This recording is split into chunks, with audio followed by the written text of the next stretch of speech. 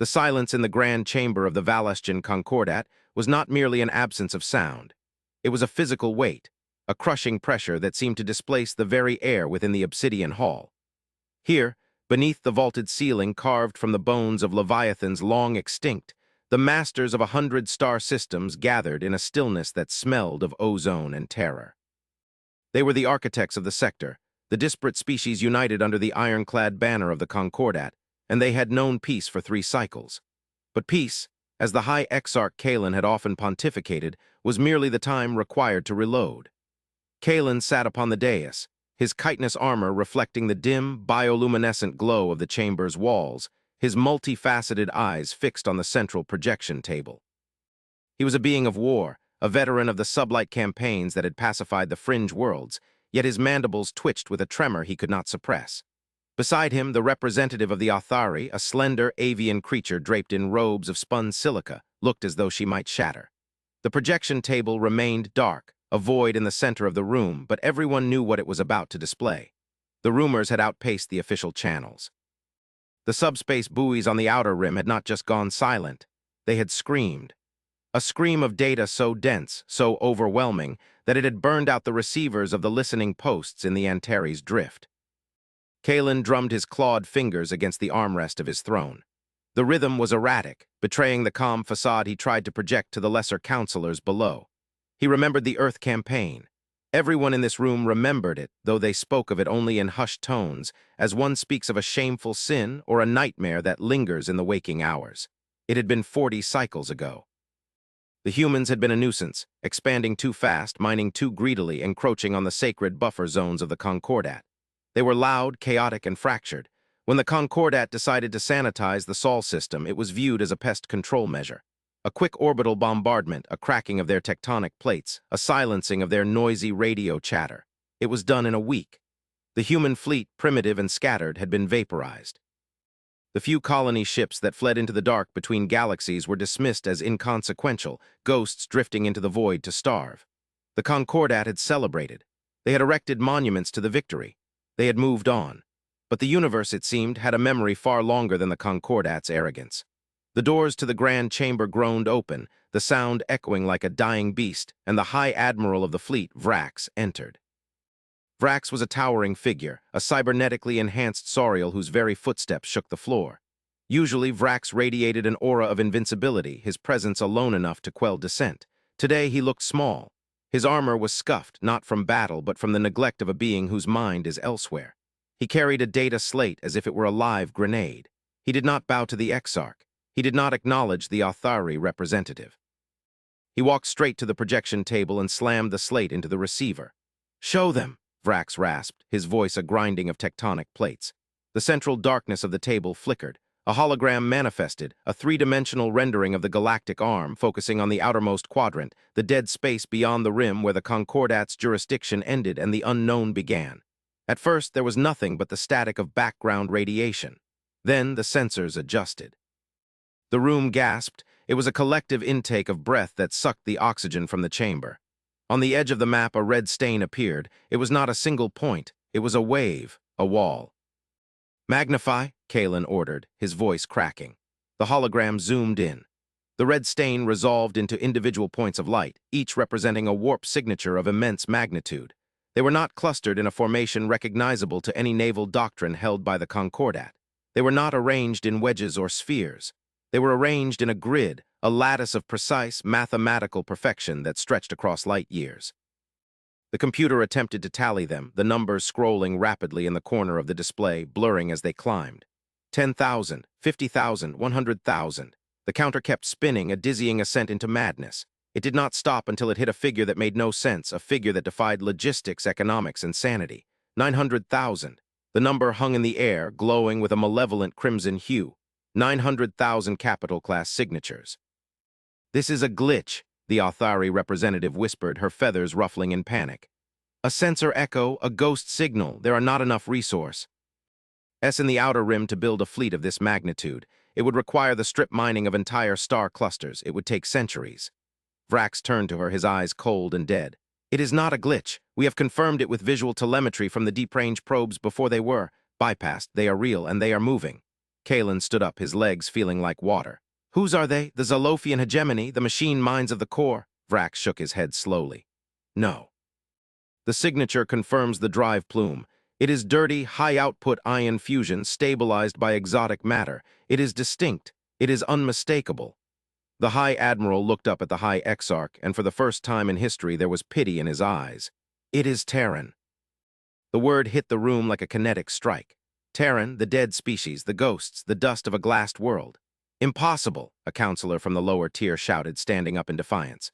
We burned them, we watched their oceans boil, we shattered their moon. Vrax ignored the outburst. He manipulated the controls, bringing up a magnified image of the leading vessel. It was a monstrosity of gray hull plating and brutalist architecture, a ship designed without a single concern for aesthetics.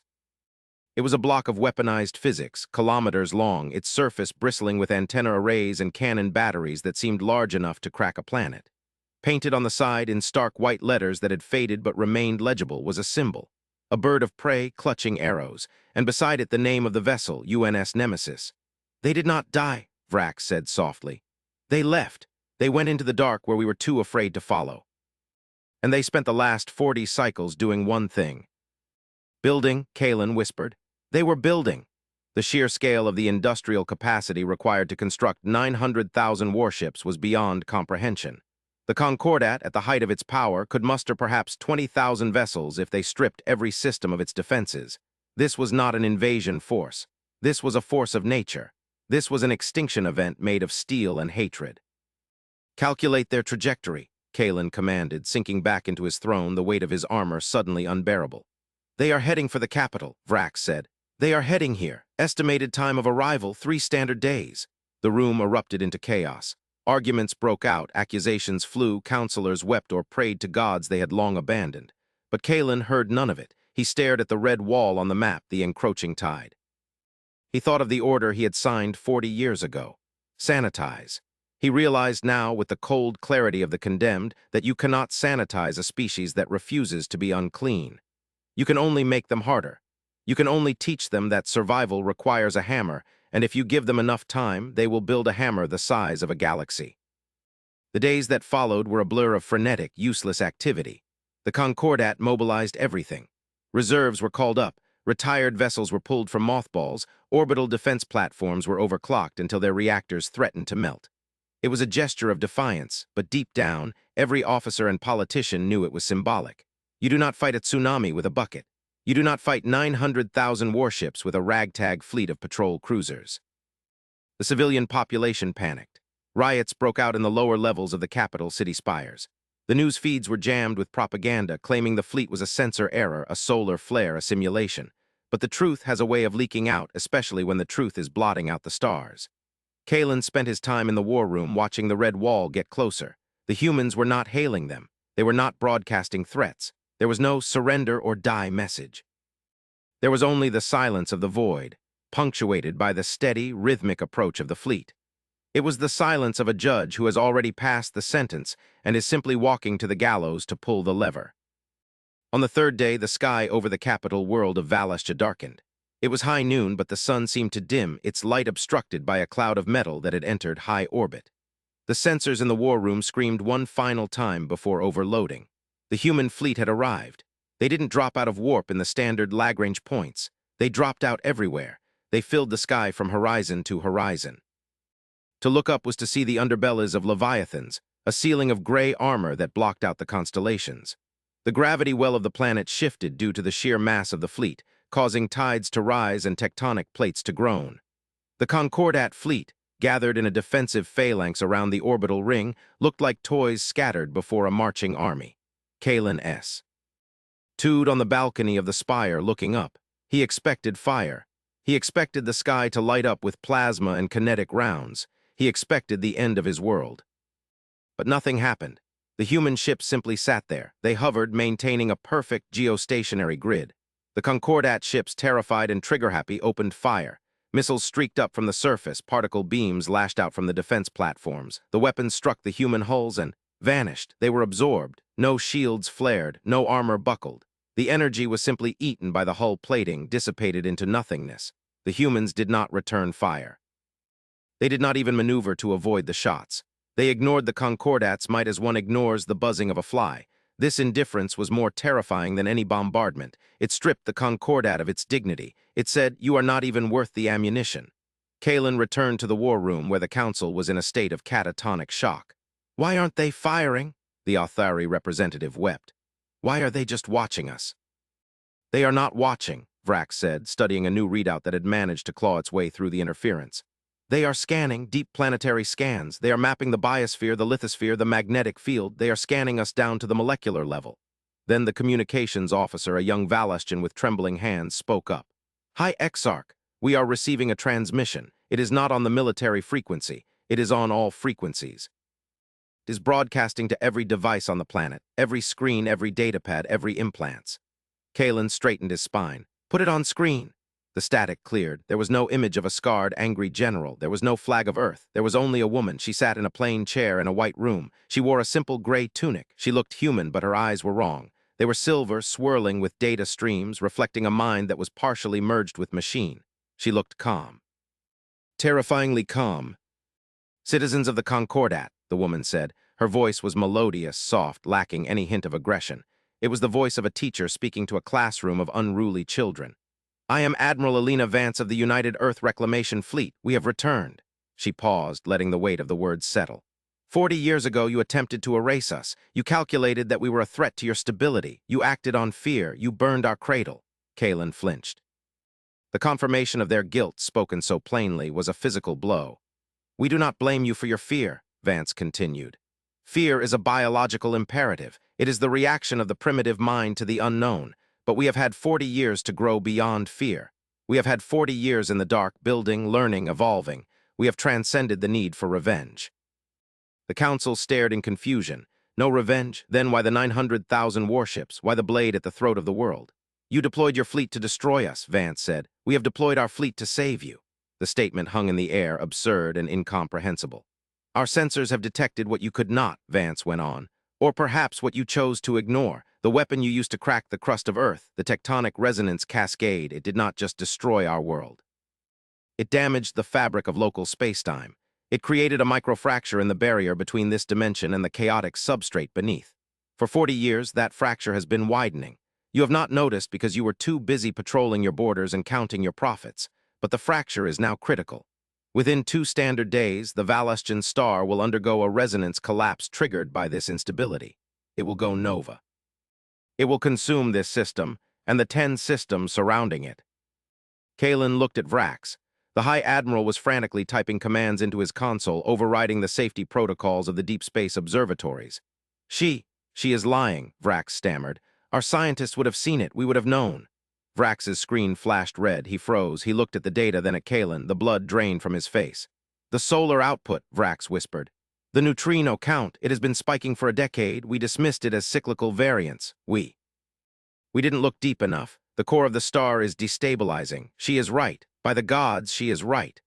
The room fell silent again, but this was a new kind of silence. It was the silence of realized doom. The humans hadn't come to kill them. The humans had come to watch them die of their own incompetence. "We could let it happen," Vance said from the screen, her voice still eerily calm. "It would be poetic justice. The weapon you used to kill us becomes the instrument of your own demise. We could sit here in our invincible the ships and watch your empire burn. It is what you would have done to us. It is what your history dictates."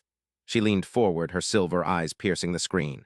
"But we are not you. We learned in the dark. We learned that life is rare. Life is precious, even the life of an enemy. To destroy you would be to lower ourselves to your level. We are not here to avenge Earth by spilling blood.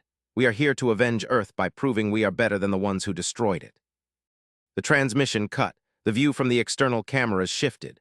The human fleet began to move, but they did not descend toward the planet. They ascended. They broke formation, the massive grid dissolving into a complex, flowing river of metal. They moved toward the sun. "What are they doing?" Kalen breathed, stepping closer to the viewport. "They are blocking it," Vrax said, his voice filled with awe. The 900,000 ships were not just warships. They were interlocking components. As they approached the star, they began to deploy vast, shimmering sails of energy, fields of magnetic containment that spanned millions of kilometers. They were building a Dyson swarm in real time. They were constructing a stellar cage. "This is impossible," the Authari representative gasped. "The energy requirements." The coordination, no mind can control that many variables.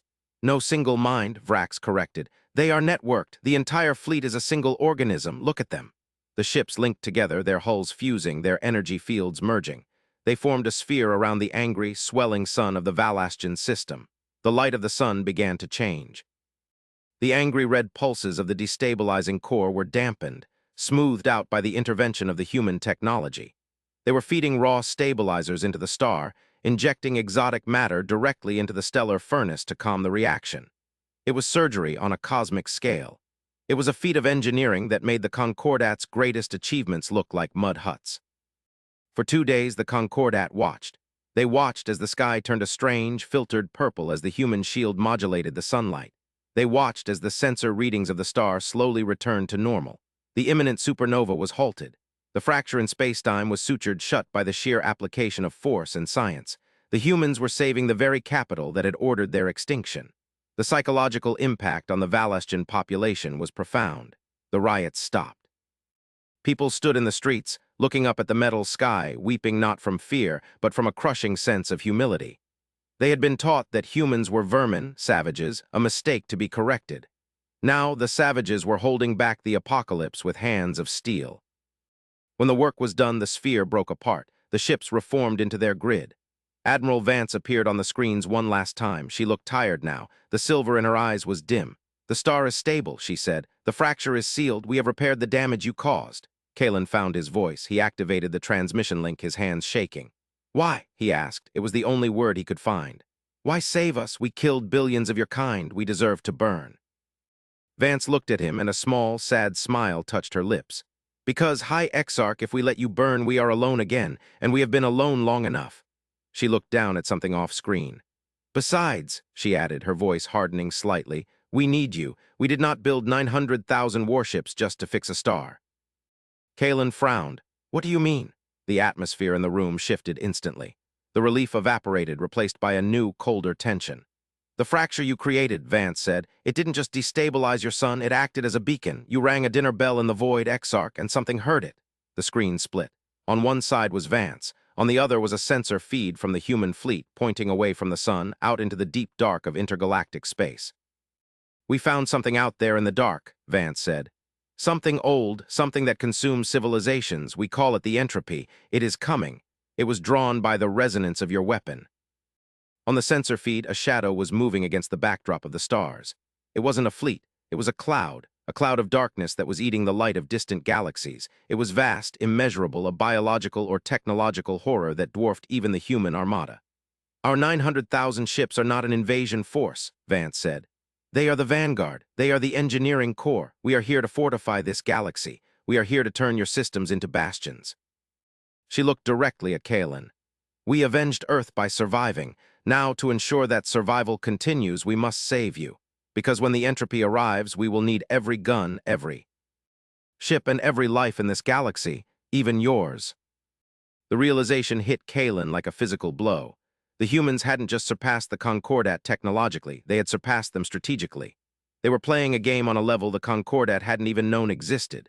They were fighting a war for the survival of existence itself, while the Concordat had been squabbling over borders. "We offer you a choice," Vance said. "Join us. Integrate your fleets with ours. Learn our technology. Stand with us against the dark. Or stay here in your pride and die when the storm hits. We will not force you. We are not conquerors." Transmission ended. The human fleet remained in orbit, a silent gray guardian.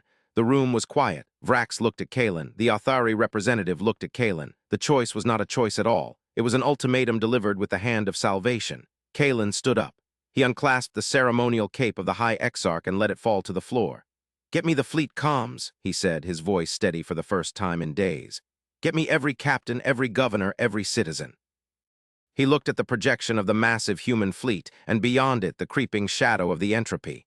"Tell them the war is over," Kalen said, "and tell them the real war has just begun." The integration began the next day. It was not easy. There was mistrust, shame, and cultural friction. But the sight of the human ships, those massive monuments to survival, served as a constant reminder of the alternative. Valastian engineers boarded human vessels, their arrogance stripped away as they stared in comprehension at the engines that powered the fleet. They realized that while the Concordat had been refining the same fusion drives for 1,000 years, the humans had cracked zero-point energy extraction. They had turned the vacuum itself into fuel. The humans shared this knowledge freely. They did not hoard it. They gave it away with a frantic, desperate generosity, like a man handing out rifles before a siege. Kalen met Vance in person a week later. The shuttle ride to the UNS Nemesis was a journey into the belly of the beast. The human ship was austere, utilitarian, smelling of recycled air and ozone. There were no statues, no tapestries, only bulkheads and conduits. Vance met him in a viewing gallery that looked out over the shipyard the humans were constructing in the asteroid belt. They were stripping the asteroids to build more ships. Faster. "It is larger than we thought," Vance said, not looking at him but at the construction. "The entropy, it has accelerated." Kalen stood beside her, feeling dwarfed by her presence. She was smaller than him, fragile in her biological form, yet she radiated a strength he could not name. "How did you survive?" Kalen asked. "After Earth, how did you not give up?" Vance turned to him, her silver eyes whirred softly. "We have a concept in our history," she said. "Spite. It is a powerful motivator. We refused to die because you wanted us to. But then it became something else. We realized that if we died, no one would remember Earth. No one would remember the music, the oceans, the rain. We had to carry the memory. We became the Ark." She tapped her temple. "Every ship in this fleet carries the genetic database of Earth's biosphere. Every song ever written, every book ever printed is stored in the fleet's core. We are not just an army, Exarch. We are a library. We are a tomb. And we will not let the library burn twice." Kalen looked out at the swarm of construction drones. He saw the humans working alongside Valestian laborers. He saw Athari scientists arguing physics with human engineers. He saw a galaxy uniting not through conquest, but through the sheer, terrified necessity of survival, catalyzed by a species that should have been dead. He realized then the true nature of the avenging. The humans had not come to punish. They had come to lead.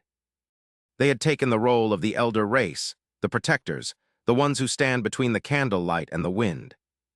"The entropy," Kalen asked, "can we beat it?" Vance looked at him, and for a moment the silver in her eyes faded, revealing a very human vulnerability. "I don't know," she admitted. "It has consumed 1,000 galaxies. It is the end of all things, but—" She gestured to the viewport, where a new human dreadnought was coming online, its engines flaring with a brilliant blue light, flanked by a squadron of Valestian cruisers painted in the colors of the new alliance. "But they have never fought humans before," Vance said, "and they have certainly never fought humans who have friends." The sensor alarms on the bridge blared, not the panic alarm of an attack, but the alert of a long-range contact. The shadow was entering the system's outer perimeter. The entropy had arrived. Kalen felt the fear rise in his throat, the ancestral terror of the prey. But then he looked at Vance. She wasn't. Afraid, she was calculating, she was ready. He took a breath and the fear settled into a cold, hard resolve. He tapped his comms link. "All Concordat vessels," Kalen ordered, his voice echoing through the fleet. "Form up on the human flagship, lock S-foils in attack position, shield harmonics to match the Terran frequency." Vance nodded to him, a gesture of respect between peers. She turned to her crew. "Open the VLS tubes," she commanded. "Spin up the singularity drives, target the center of the mass." The view screen showed the darkness swirling, a vortex of nothingness that seemed to scream without sound. It was terrifying, it was beautiful, it was the end of the world. But as the 900,000 warships of the human fleet lit up their engines, joined by the thousands of ships of the Concordat, Kalen realized something.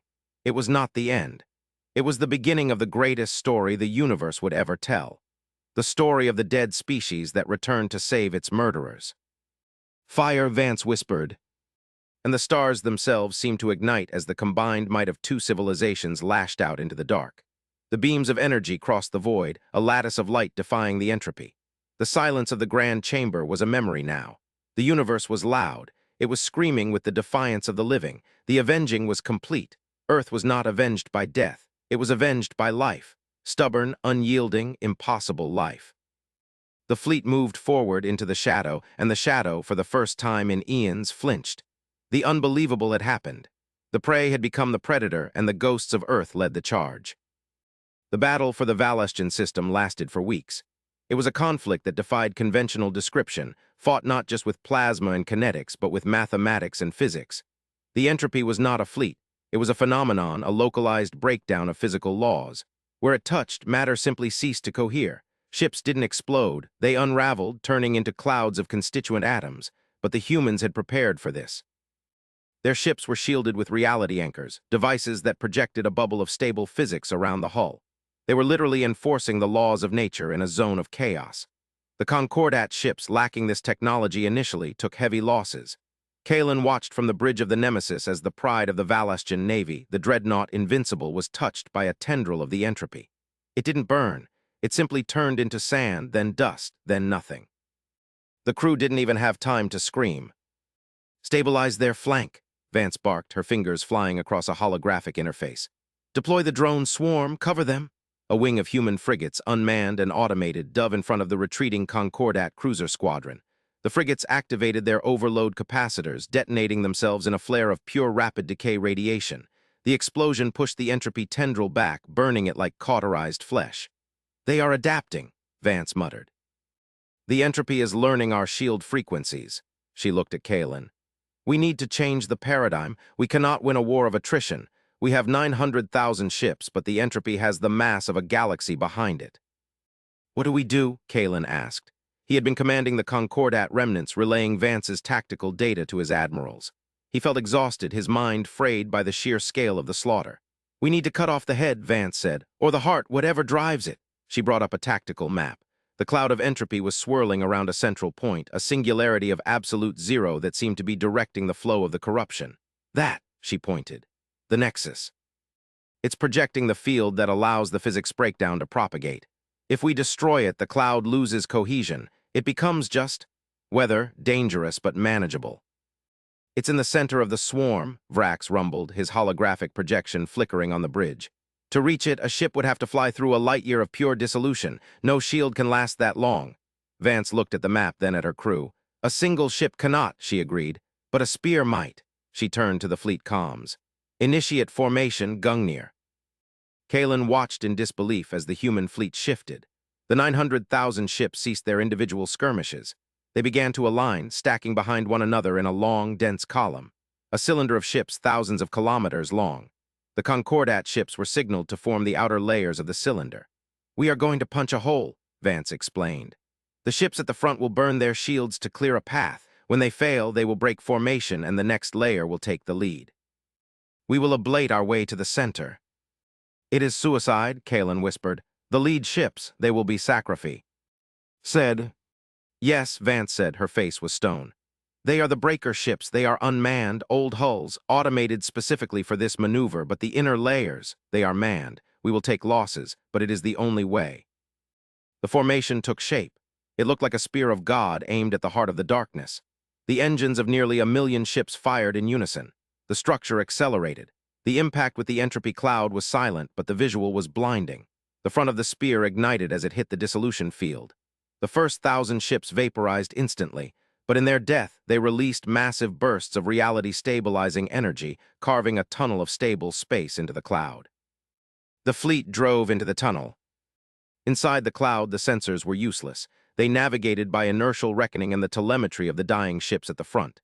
Kalen watched the counter. Ships lost, 5,000, 10,000, 20,000. The avenging fleet was being ground down layer by layer, but they were moving, they were piercing the beast. "We are passing the event horizon of the Nexus," the sensor officer announced. "Physics stability at 40%. The outer layers are disintegrating." "Hold the line," Vance ordered. "Tighten the formation, divert all power to the forward shields." The ship shuddered. The Nemesis was deep inside the formation, protected by layers of lesser vessels, but the strain was palpable. The hull groaned. The lights flickered. Through the gaps in the formation, Kalen caught glimpses of the outside. It wasn't space. It was a swirling madness of colors that shouldn't exist, geometries that hurt the eyes. "Target in range," the shout cut through the tension. Ahead in the center of the chaos was a tear in the universe. A jagged wound of white light pulsing with a heartbeat that rattled the teeth. The Nexus. "All ships," Vance screamed. "Target the Nexus. Fire everything. Missiles, lasers, railguns, waste disposal units. If it has mass or energy, throw it." The spear of ships exploded at its tip. Hundreds of thousands of weapons fired simultaneously into the tier. The amount of energy released was equivalent to a small supernova. The Nexus shuddered. The white light turned red, then black. It screamed, a psychic scream that every being in the fleet felt in their marrow. Then it collapsed. The tier imploded, sucking the entropy cloud in with it. The universe seemed to snap back into place. The swirling madness vanished, replaced by the cold, comforting black of normal space. The fleet drifted, the silence returned, but this time it was the silence of exhaustion, the silence of survival. "Report," Vance whispered, gripping the console to stay upright. "Entropy signature, gone," the sensor officer said, disbelief in his voice. "The cloud has dissipated, the local physics are restabilizing."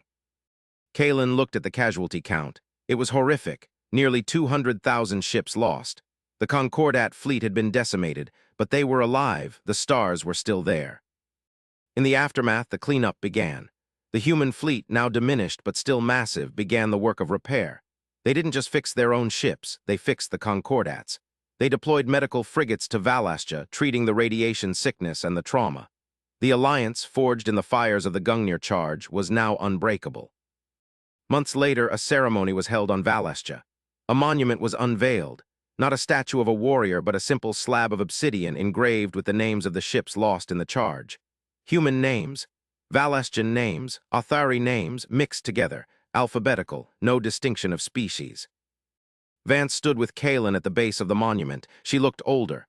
The strain of the command had etched lines into her face that the cybernetics couldn't hide. "You are leaving," Kalen said. It wasn't a question. "The entropy is gone from here," Vance said. "But the fracture you made was not the only one. The universe is old, Kalen. It is fraying at the edges. There are other cracks, other clouds." She gestured to the sky where the fleet was gathering again, refueled and rearmed. "We are the maintenance crew. Our shift isn't over." "Will you return?" Kalen asked. "Perhaps," Vance said. "Or perhaps you will come to us. You have the coordinates now. You have the technology. You are no longer children playing with matches. You are adults now. Welcome to the galactic stage." She turned to leave, but stopped. "One more thing, Exarch. The unbelievable thing you feared when we arrived, that we would kill you." Kalen nodded. "Yes, I expected fire." Vance smiled.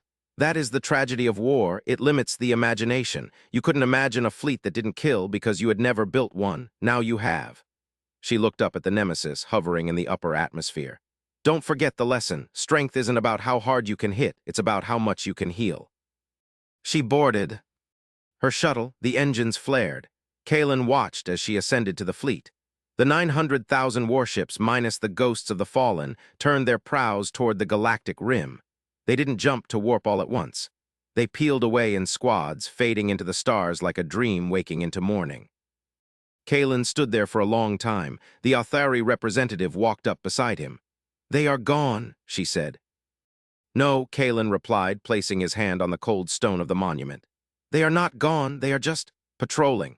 He looked at his own hands, clawed and dangerous, hands built for war. He flexed them. Then he reached into his robes and pulled out a datapad. It contained the schematics the humans had left behind, schematics for a terraforming engine.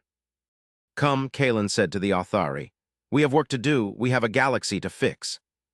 The camera pans up from the monument, rising through the atmosphere of Valastia, past the orbital ring now bustling with cooperative construction, past the debris fields being salvaged for scrap, and out into the vast, silent ocean of stars.